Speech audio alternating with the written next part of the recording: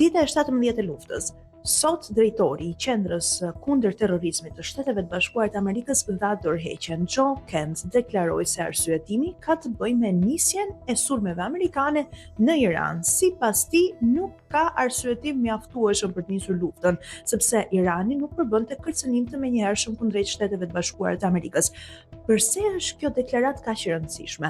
Sepse Donald Trump kështu e ka arsyetuar vendimin e tij. Ai shprehu se Irani ishte kërcënim i menjëhershëm ndaj Shteteve të Bashkuara, por edhe aleatëve të saj, dhe madje shprehu se në fund të shkurtit Irani mund të sulmonte brenda një jave, por Shtetet e Bashkuara u treguan më të shpejt në fakt në gjithë situatë.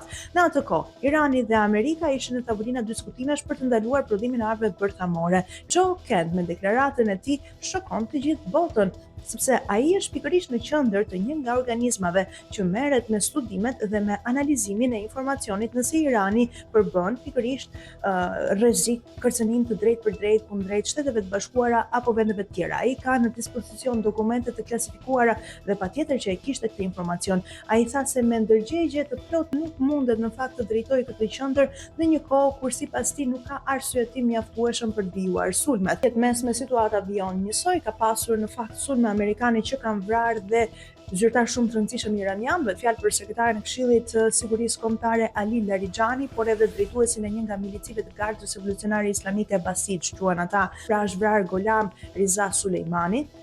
Ali Larijani vetëm disa ditë më parë kërcënoi Donald Trump dhe i tha se nëse vijon të flasë më shumë se ç'duhet mund të eliminohet. Ja ku jemi sot, Larijani u vra nga sulmet amerikane, ka pasur sulme në fakt në baza ushtarake amerikane apo edhe ambasada, aeroporte përgjatë vendeve të qirit, shtetet aleate me Amerikën, sulme me dron nga Irani, vazhdon ngushtica e Hormuzit të jetë e mbyllur. Donald Trump i bëri thirrje vendeve të NATO-s që të bashkëpunojnë që të hapin ngushticën e Hormuzit, e cila është e rëndësishme për gjithë vendet e botës, por ndër tjera edhe Azinë. Trump ishte mjaft i zemëruar me vendet anëtare të NATO-s, të cilat duket se nuk bëhen pjesë pikërisht e monitorimit të ngushticës së Hormuzit në mënyrë që të çbllokkohet edhe ajo.